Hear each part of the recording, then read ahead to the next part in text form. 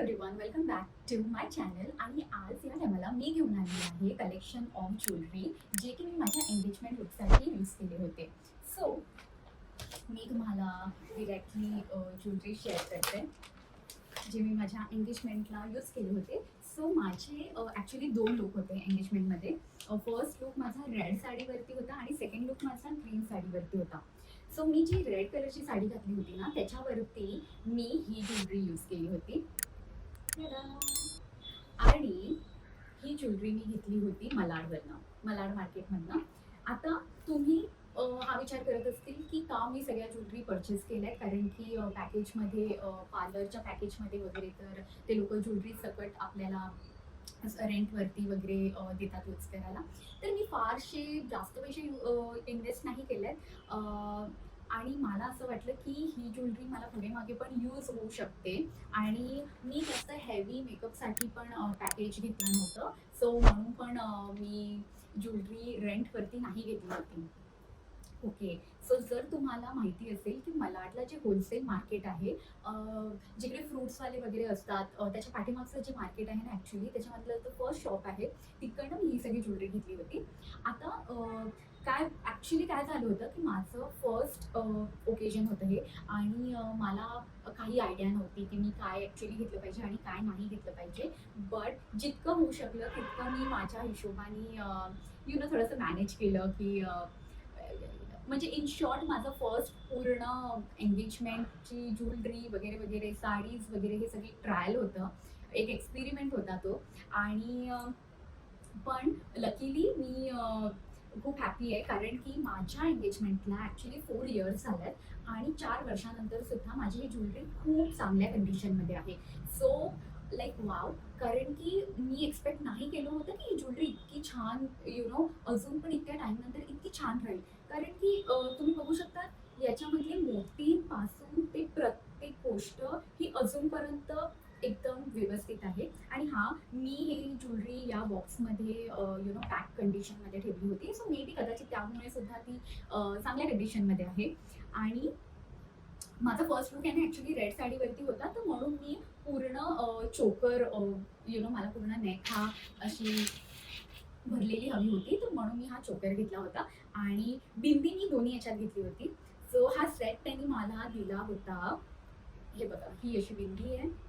हा सेट त्यांनी मला दिला होता 900-950 पर्यंत. कारण की त्यांनी या सेटमध्ये काहीच पैसे कमी नव्हते केलेले, लाईक काहीच नाही. तो रेडी पण नव्हता ॲक्च्युली पैसे कमी करायला. तो मला 1100 वगैरे बोलत होता.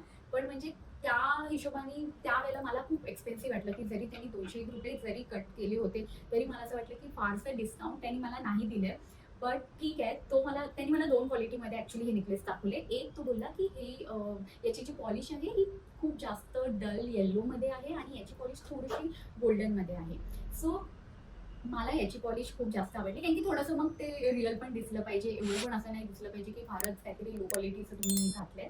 आता मला ₹1000 या नेकलेससाठी पे करायला काहीच नाही वाटले. बिकॉज ₹1000 मी पे पण करते आणि प्लस माझ्याकडे ही ज्वेलरी कायमस्वरूपी राहते. सो मग मला ते ओव्हरऑल मला असं वाटलं की मी कुठेतरी लॉसमध्ये नाही आहे. नेक्स्ट मी घेतला होता कमरपट्टा. आता त्यावेळेला ती थोडीशी फॅशन होती, सो म्हणून मी त्यावेळेला हा कमरपट्टा घेतला होता. हा कमरपट्टा त्यांनी मला दिला होता काहीतरी 300-350 पर्यंत. आय थिंक सो, कारण की मला असं वाटतं की मी कमी प्राईस बोलते, पण आता मला एक्झॅक्टली प्राईस नाही माहिती, पण मी 400 ते 300 मध्येच पकडते हा कमरपट्टा. याचं पण त्यांनी पैसे तो बोलला की नाही जास्त कमी करू शकत, मी क्वालिटी देतो तुम्हाला. या सेम क्वालिटीचंच मी तुम्हाला कमरपट्टा देतो. सो म्हणून मग मी अशी झाली की ठीक आहे, चालेल.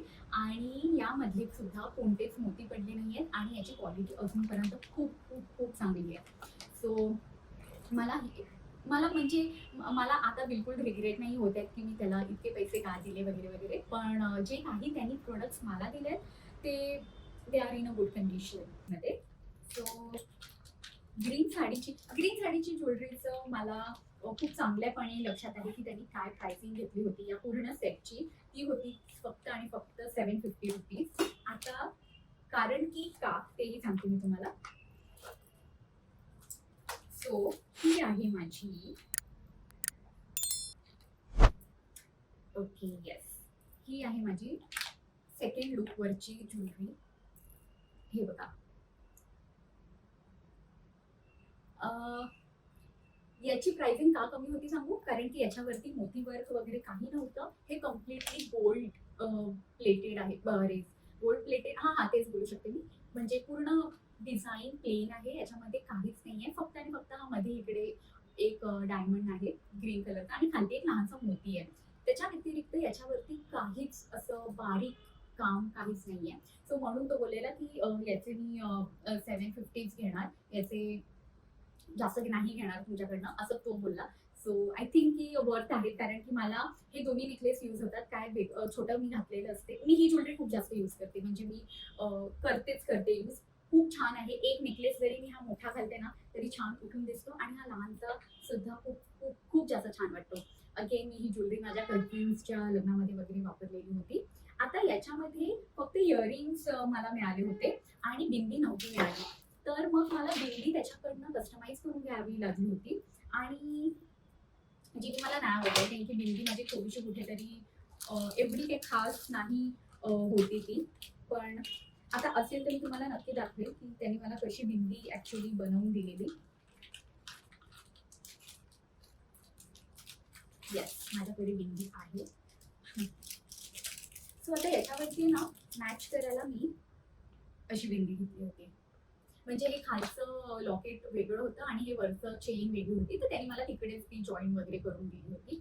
आणि याचे मग त्यांनी काय नाही घेतलेले होते. हे त्यांनी मला फ्रीमध्येच दिलं होतं या सेट सोबत. सो आणि हे खालती आहे ना, मॅचिंग त्यांनी मला यु नो हे मोती आणि खडा लावून दिला होता. तर हा व्हिडिओ खूप शॉर्ट आहे, आय नो, की मी तुम्हाला फक्त ज्वेलरी शेअर करते. आता मला फक्त इतकंच तुम्हाला सांगायचं की मी ही ज्वेलरी तुमच्याकडे जे काही शेअर करते, ही मी तुम्हाला सो आता इन टोटल याचे पैसे झाले असतील 750, 1000, 2000, 2500. सो इन टोटल म्हणजे एक समवॉट आपण एक अमाऊंट घेऊ, जी इन टोटल करून मी तुम्हाला सांगते. तर 2500 मध्ये मी ही सगळी ज्वेलरी घेतली होती आणि ती मी ज्वेलरी 4 वर्षापूर्वी घेतली होती आणि ती मी अजूनही यूज करते. तर आता हीच जर ज्वेलरी मी रेंटवरती घेतली असती, तर मग मला असं वाटतं की मी कुठेतरी लॉसमध्ये असती, कारण की बिकॉज रेंटवरती घेऊन इतके पैसे देऊन मग त्याच्यानंतर तुमच्याकडे काही कधी काही ऑकेजन नसलं किंवा काय फंक्शन असलं, तर तुमच्याकडे पण काहीतरी घालायला हवं. म्हणजे म्हणजे की हां, असं थोडंसं आपल्याला कुठेतरी पाहिजे. कधी-कधी नेकलेस वगैरे आपल्याला पटकन लागतो. आय नो आता मे बी ही ज्वेलरी थोडीफार आउटडेटेड आहे.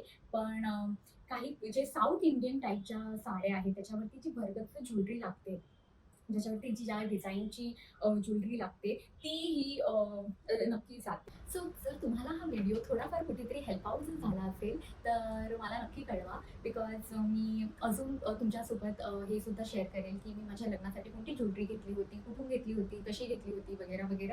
आणि माझ्याकडे ॲक्च्युली खूप सारी ज्वेलरी आहे ज्याचा मला रिव्ह्यू करायचा आहे, कारण की त्या ज्वेलरीला ना ऑलरेडी खूप टाईम झालेला आहे, म्हणजे 2 वर्ष झालेलेच आहेत ऑलमोस्ट. तर अजून पण त्या सगळ्या ज्वेलरी माझ्याकडे गुड कंडिशनमध्ये आहेत. म्हणूनच मला ॲक्च्युली तुमच्यासोबत त्याचा रिव्ह्यू करायला नक्की आवडेल इन अपकमिंग डेजमध्ये. पर्यंत बाय. आणि लाईक, शेअर, कॉमेंट आणि फॉलो करायला नका विसरू.